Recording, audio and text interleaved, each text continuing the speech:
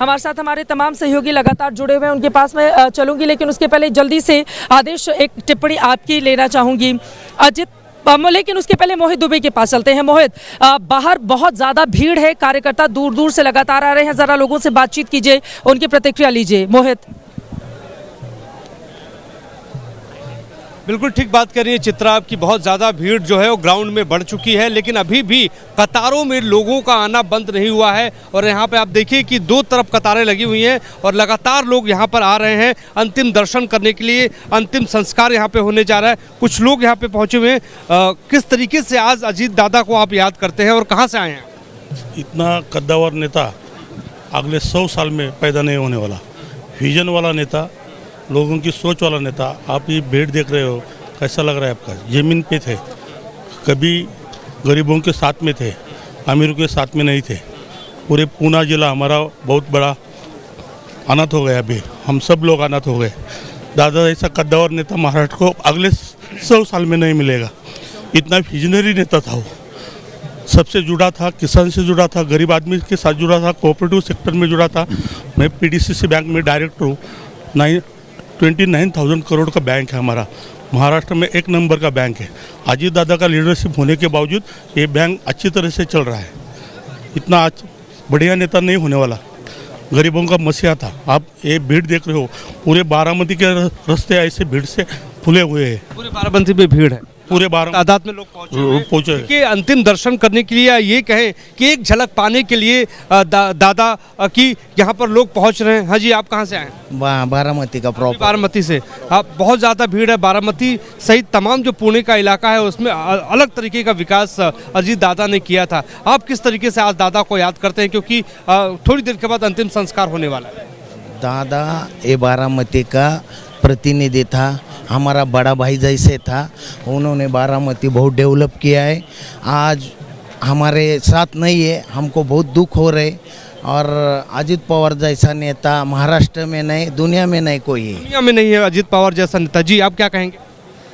बारामती जैसा अजित दादा का नेतृत्व इस महाराष्ट्र में तो नहीं है, लेकिन जो बारामती में जो अजित दादा ने विकास किया, किसी महाराष्ट्र में किसी तालुका प्रेस में, जिला प्रेस में भी नहीं हुआ। ऐसा विकास हो नहीं सकता। चित्रा देखिए, एक बार फिर से मैं आपको तस्वीरें दिखाना चाहूँगा कि ये वो कतार है और ये कतार जहाँ तक मेरी नज़र जा रही है वहाँ तक ये लंबी कतार दिखाई दे रही है। ग्राउंड जो है लगातार आप कह रहे हैं कि ग्राउंड भर गया है, उसके बाद भी लोगों का हुजूम कम नहीं हो रहा है, क्योंकि उनको पता है कि यही एक मौका है अजीत दादा के अंतिम दर्शन को लेकर। यही मौका है कि एक बार अजीत दादा को देख लिया जाए, क्योंकि जिस तरीके से उन्होंने बारामती की मिट्टी से प्रेम किया, इसी मिट्टी को उन्होंने संवारा, इसी मिट्टी में आज जो पंचतत्व में विलीन हो रहे हैं। किसी को भाई थे, किसी के वो बेटे थे, किसी के लिए वो जो है वो घर के परिवार जैसे सदस्य थे। तो तमाम लोगों का आना यहाँ पे शुरू हो रहा है और यहाँ पर हम ये कह सकते हैं कि पूरा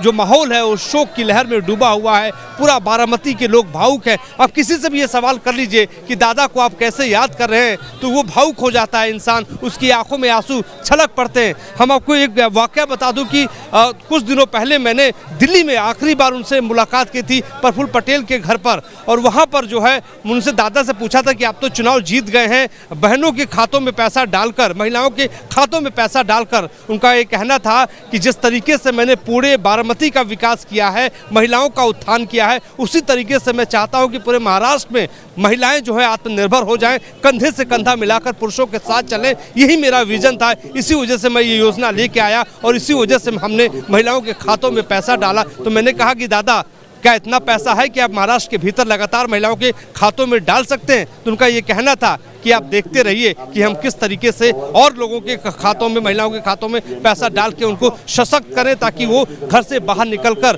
पुरुषों के साथ कंधे से कंधा मिला पाए। तो देखिए, इस तरीके का विजन जो है अजीत दादा का था और उसी विजन के तहत, उसी विजन को लेकर आज उनके चाहने वाले, उनसे मोहब्बत करने वाले लोग यहाँ पे पहुँच रहे हैं, क्योंकि दादा का जो कमिटमेंट होता था उसे वो पूरा करते थे। कुछ और लोग मौजूद बिल्कुल हैं। लगातार आप कहाँ उनके से आए हैं? पहुंचने का सिलसिला जारी है और आपको बताते चले कि तिरंगे से लपेटा हुआ पार्थिव शरीर अब विद्या प्रतिष्ठान इस मैदान के लिए निकल चुका है, जहां पर उनके अंतिम विदाई दी जाएगी और यहां पर तैयारियां पूरी हो चुकी हैं। जिन जिन रास्तों से गुजरता हुआ उनका पार्थिव आगे बढ़ा है, उसके पहले पुलिस ने, महाराष्ट्र की पुलिस ने उन्हें सलामी दी। जहां जहां से गुजरता हुआ उनका पार्थिव शरीर आगे बढ़ा है, वहां वहां महिलाओं के, पुरुषों के, रोते बिलखते लोगों की तस्वीरें सामने आ रही हैं, जो अपने आप में विचलित करती हैं, परेशान करती हैं, क्योंकि उन्हें पता है कि अब उनके अजित दादा वापस नहीं लौटेंगे। इसी वजह से ये तस्वीरें हम सभी को भावुक करती हुई, पीछे की तस्वीरें आप दिखाइए, पूरा का पूरा इतना बड़ा मैदान है और आप देखेंगे पूरा मैदान किस तरह से यहाँ पर भरा पड़ा हुआ है।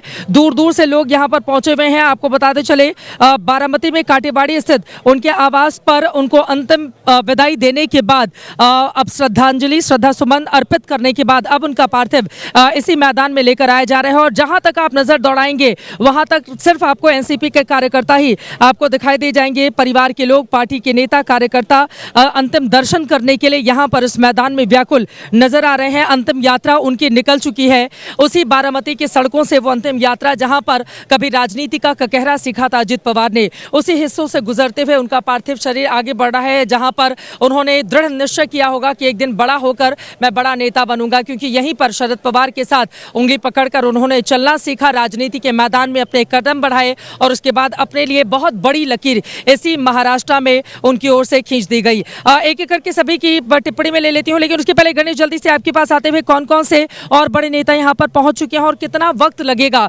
क्योंकि उनका पार्थिव शरीर निकल चुका है जो उनके पैतृक गांव में आवास पर रखा गया था, वहां से यहाँ पर पहुंचने में कितना वक्त लगेगा और यहाँ पर किस तरह की तैयारी, तस्वीरें क्या दिखाएंगे गणेश आप?